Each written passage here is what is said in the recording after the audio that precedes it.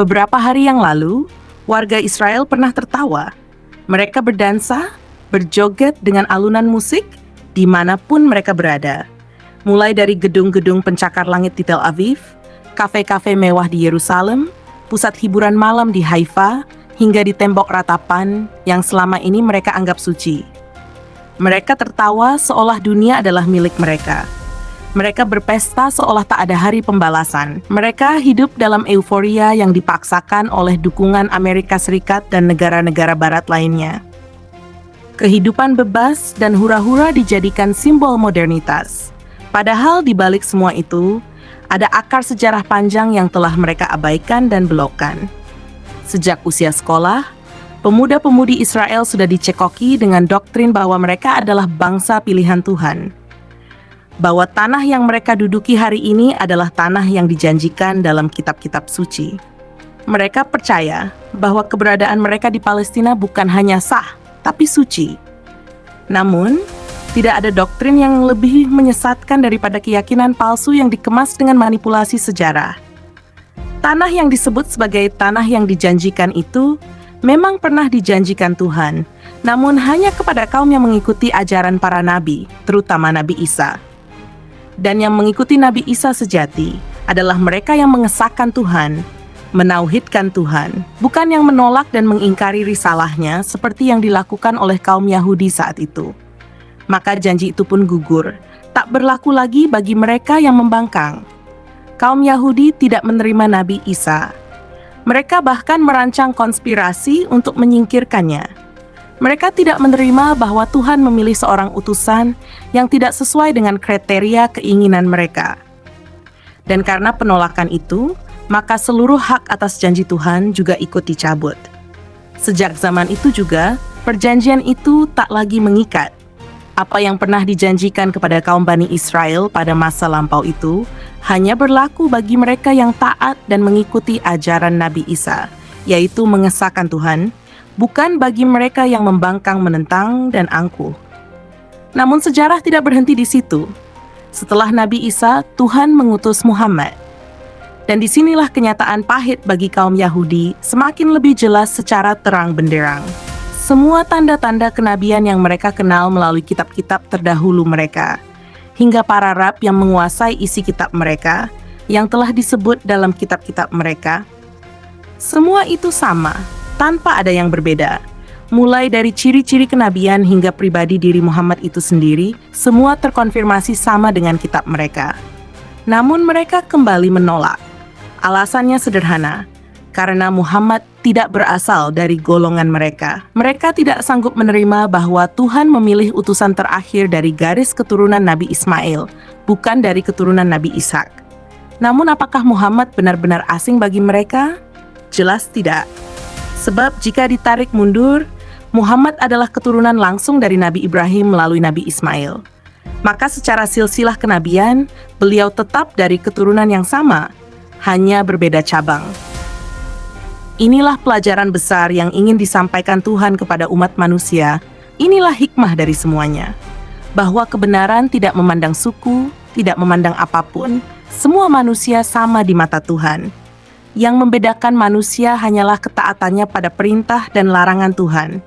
Tuhan tidak memilih-milih bangsa dan tidak bisa dimonopoli oleh satu kaum tertentu lebih unggul dari kaum lainnya. Semua sama di mata Tuhan. Kehormatan tidak diwarisi oleh golongan. Hanya lewat ketaatan orang itulah yang membedakan manusia di mata Tuhan. Tapi kaum Yahudi tidak pernah menerima itu. Mereka lebih memilih membelokkan sejarah daripada menerima kebenaran yang pahit. Sebab mereka merasa bahwa mereka bangsa pilihan, padahal mereka sadar yang dimaksud dari pilihan hanyalah para nabi yang diturunkan di tengah-tengah mereka, bukan untuk semua kaum Yahudi.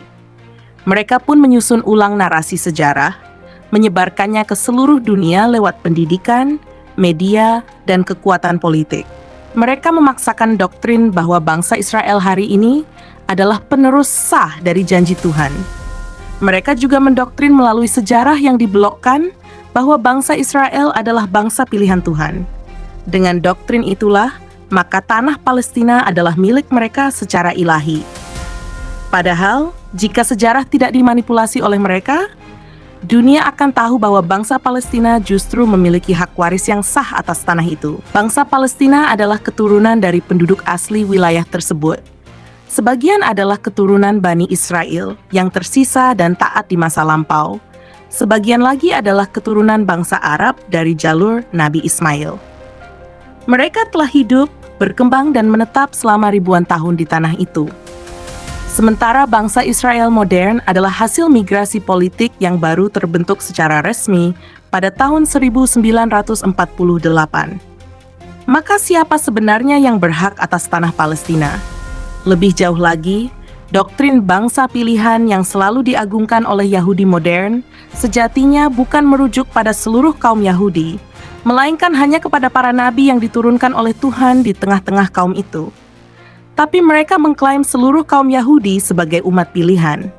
Klaim ini tidak hanya salah, tapi juga menghina keadilan Tuhan.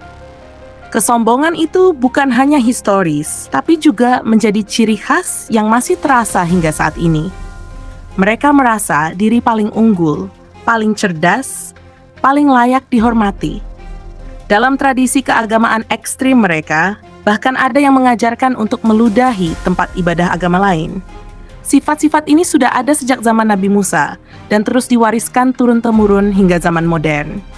Itulah sebabnya para nabi diturunkan begitu banyak di tengah kaum Bani Israel. Bukan karena mereka bangsa terbaik, justru sebaliknya. Mereka justru bangsa yang paling membangkang, licik, sombong, pongah dalam peradaban manusia.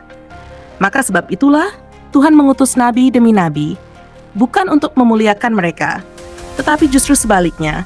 Para nabi diturunkan di tengah-tengah mereka untuk memperingatkan mereka yang begitu amat bebal. Tapi berkali-kali pula mereka menolak, mencaci, hingga membunuh para utusan itu. Dan itu semua tercatat dalam kitab-kitab suci dan menjadi sejarah panjang peradaban manusia di bumi. Kini dunia mulai sadar. Bangsa Israel hari ini bukan lagi bangsa yang sama dengan Bani Israel masa lampau. Hubungan mereka dengan kitab suci pun sudah terputus. Tidak ada lagi perjanjian suci yang mengikat mereka. Tidak ada lagi tanah yang dijanjikan untuk bangsa yang terus membangkang. Semua itu telah gugur, sebab syarat utamanya adalah ketaatan. Namun mereka gagal dan tetap membangkang. Dan ketika Iran datang dengan amarah, dengan kekuatan yang selama ini ditekan, dunia pun menyaksikan bagaimana bangsa pilihan itu tak lebih dari bangsa terkutuk, dengan bantuan triliunan dolar dan bantuan persenjataan para sekutunya yang tak pernah ditekan. Namun, mereka tetap kalah menghadapi Iran yang selama ini diembargo, disangsi, dan diisolasi agar tidak bisa berkembang. Namun, Iran menunjukkan bahwa mereka bisa berkembang dalam keterpurukan yang dibuat oleh Barat. Iran justru lebih unggul dari bangsa Israel yang telah dibantu habis-habisan oleh sekutu Barat yang selama ini dikenal sangat maju dan berkembang bebas tanpa ada aturan dan hukuman yang bisa mencegah mereka. Inilah pelajaran besar dari sejarah, bahwa siapapun yang sombong dan membangkang pada Tuhan akan dicabut kemuliaannya. Bangsa Israel bukan bangsa pilihan, melainkan bangsa yang diberi kesempatan berkali-kali tapi memilih untuk mengingkari. Maka dunia kini sudah mulai membuka sejarah dan menemukan fakta. Ternyata bangsa Israel sejak zaman dulu hingga detik ini adalah bangsa terkutuk. Sebab itulah para utusan diturunkan di tengah-tengah mereka. Dan kini, sejarah menunjukkan dengan sangat jelas, tak ada kemuliaan yang abadi bagi mereka yang melawan kebenaran.